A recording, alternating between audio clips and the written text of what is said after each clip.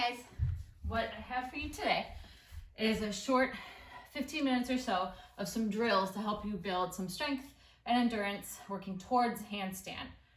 So today is just going to be a few drills, no actual handstanding, unless you want to throw it in after we're all done. So the first thing to do is warm up your wrists.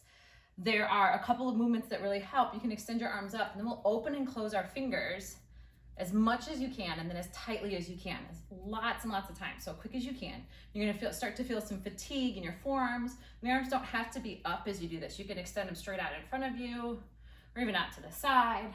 We keep going and we're gonna go just until we can't feel like we can't do any more.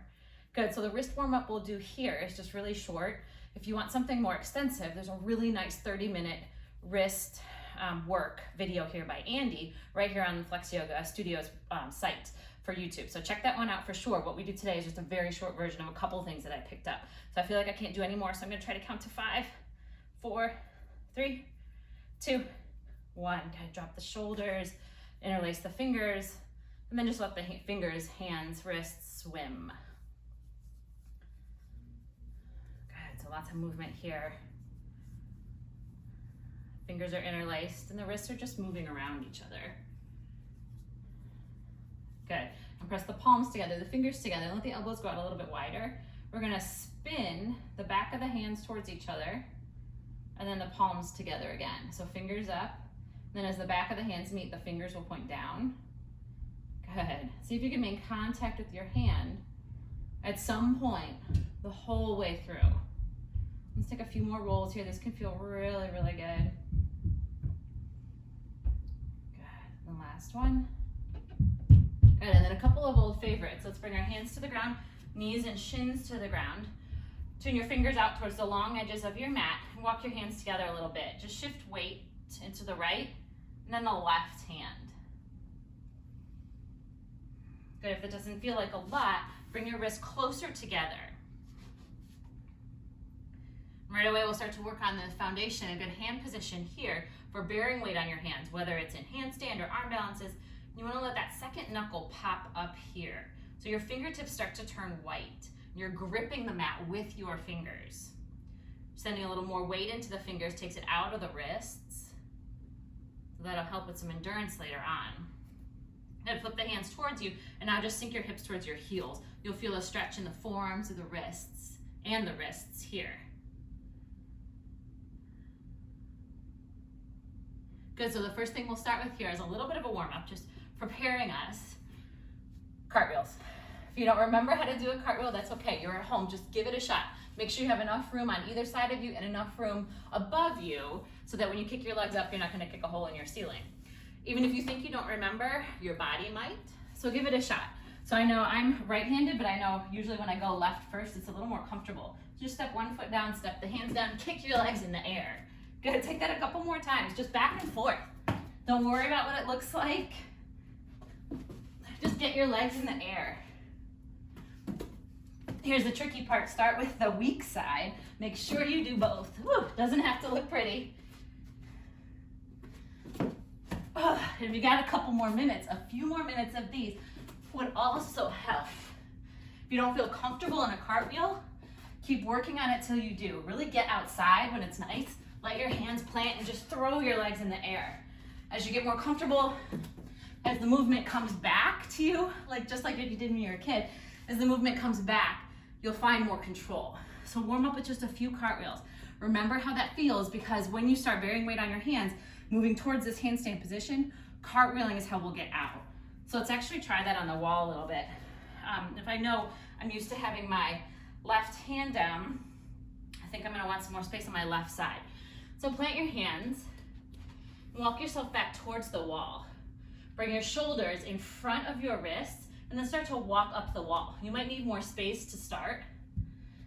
Legs go up, push the ground away with your hands, and then start to walk your hands in.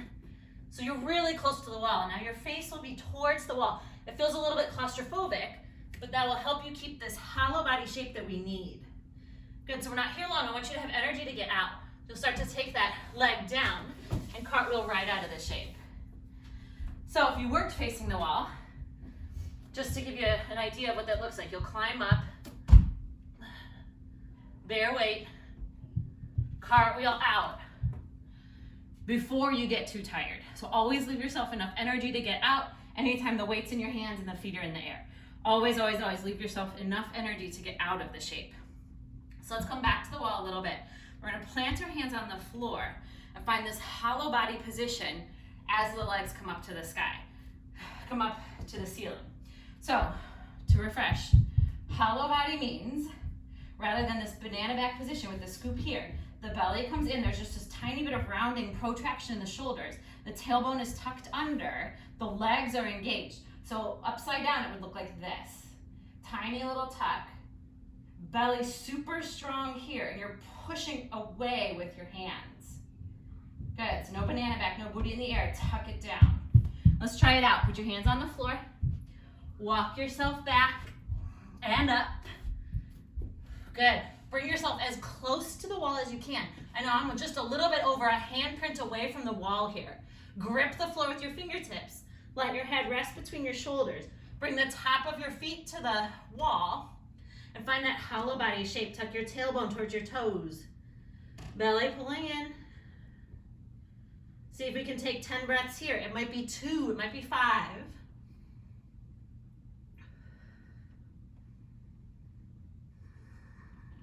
Leave yourself enough energy to come out. Cartwheeling out works well. Another option is just walk your hands away and exit the same way that you got in. Always, always, always leaving yourself enough energy to move your arms out to get safe there. Good, so let's try that hollow body one more time. Count. Shoot for maybe another breath than you did last time. Or if you know that 3 breaths is where you're at, 5 breaths is where you're at, hang in there for those 5. Let's roll the wrists before we get on them again. Good, whatever felt good to you here. Good, and then bring your hands to the floor. Walk your feet to the wall.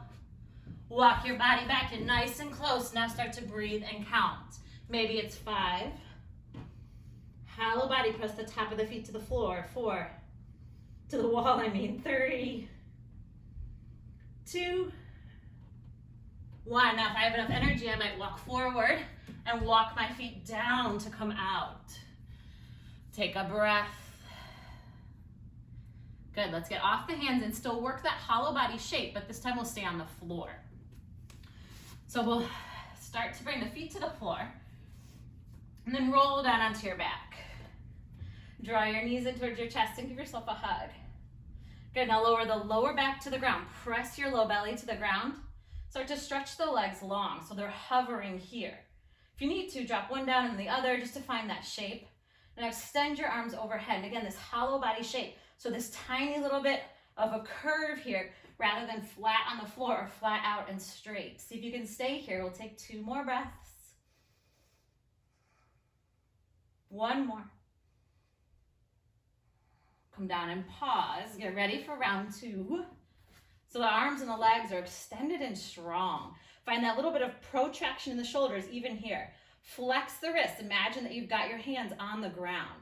Then lift your body up. Find this hollow body shape. Point the toes. Squeeze the legs. 5, 4. Strong arms. 3, 2, 1. Go ahead, lower down. Take a breath. We've got 1 more of those.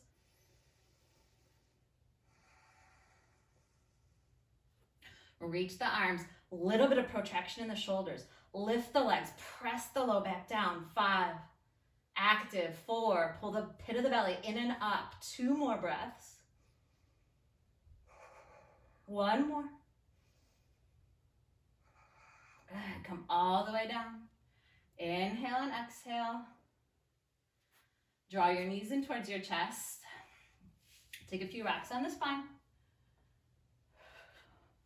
And come all the way up. Now we'll bear a little weight on our hands and take a few little hops.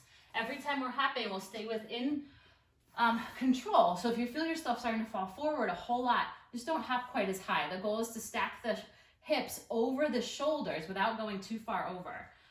The shoulders have to go further forward than you think they do, which helps counterbalance everything. Let's find straight, strong arms to begin. So downward facing dog arms. The elbow creases are rolling towards the front of the mat. There's no bend in the elbow here. It's nice and straight. There's a little protraction in the shoulders. The hips are still reaching up here. You can look down at the floor or at the space between your hands. So we'll start in this sort of a shorter down dog position. I've got my hands towards the middle of my mat. I'm going to grip the mat with my fingertip and find my handstand arms. Protraction in the shoulders. Turn the elbow creases forward. Now walk the feet close. Bend the knees a whole lot. So we're going to take this frog hop up just a little bit. Good, let's try 4 more of those. Just a tiny little hop. The goal is not to get up and stay up. The goal is to just hop up, bear the weight, and then come back down. Straight, strong arms for 2. 1 more. Woohoo! Overshot. Plant the feet nice and wide here, Malasana. A nice little release for the wrists and the forearms is to take your hands right underneath your knees, between your thigh and your calf. So the wrist can go there or the forearms can go there, and then just squeeze. Good. If you feel like you need more, you can lean into one side and the other. If it feels like a lot, bear more weight in your heels and don't squeeze as much. Good. Sometimes stretches feel really good in one body and then not so good in the other. So you take what works for you here. Good. If you like, pause the video and take another round of those frog hops. Just 5 little hops. And then come right back here to Malasana, letting the hips soften and rolling out the wrists.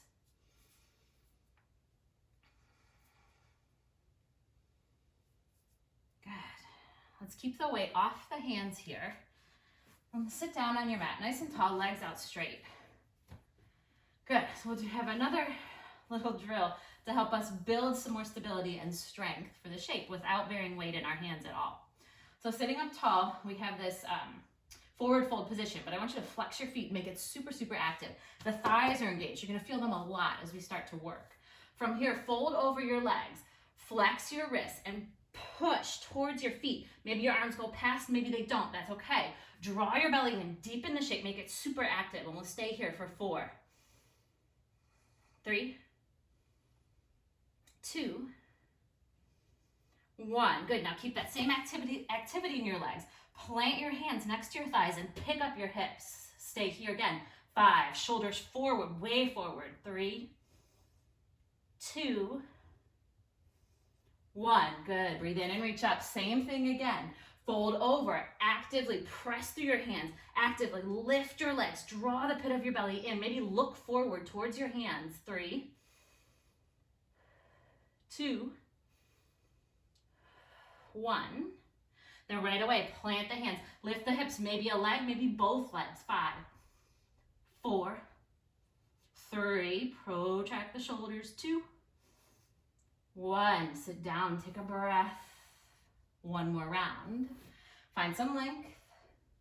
Keep it long as you fold over your legs. Actively stretch, push, press. 4, 3. It should feel like a lot of work. 2. It doesn't look like much. 1. Press the hands. Lift the hips. 5, 4, 3, 2, 1. Good. Feel it a lot in my hip flexors. Good. Last shape that we'll do here, just to practice that straight arm position and that protraction in the shoulders, is an arm balance, but your feet do not have to leave the floor at all as you're working this shape. And if they do leave the floor, it's not going to be much. It's kind of a challenge. So Lolasana, pendant pose. So what we'll have you do is come to a toe stand position. Draw your heels off the floor, your inner thighs together. Then let's plant the hands in between your knees and then settle your knees to the floor. Bring your shoulders forward so they're not in line with the wrists, they're in front of the wrists. Now bring the top of your feet to the ground. Take a breath here. Start to bear weight in your hands. Grip the mat with your fingertips. Protract your shoulders and see if the knees will lift. Hug the thighs towards your ribs. The feet still feel really heavy. Bring your shoulders forward more. Then as the feet feel light, play with picking up one and then set it back down carefully. Pick up the other, draw the belly in, set it down carefully, and then lower back down. Take a breath. We'll do that 2 more times. The feet can lift or they can stay on the floor. Good. Planting the hands right outside the knees. Shoulders come forward, round through the upper back. So find that protraction here.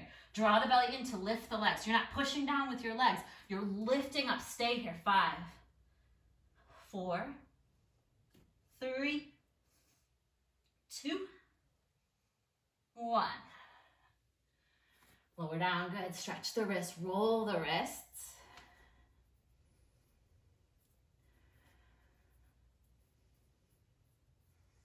And then last time here, we'll see if the feet can leave the floor this time. Ground the hands on either side of the knees. Draw the belly in and up. Lift the feet. 5, 4. The toes can always touch down again. 3, 2. Straight, strong arms. 1. Settle it down. Shins meet the mat. Roll the wrists. Take any of those wrist stretches that suit you. Again, if you need more ideas, there's a whole 30-minute video right here on Flex Yoga's YouTube channel. You should definitely check that one out if you're starting to bear more weight on your hands more consistently. Whether it's handstands or arm balances, or you're just doing a lot of chaturangas, it's definitely some good knowledge to gain. So I hope you found some of these drills helpful and fun, especially the cartwheels. Enjoy. Let me know how it goes, and have a great day.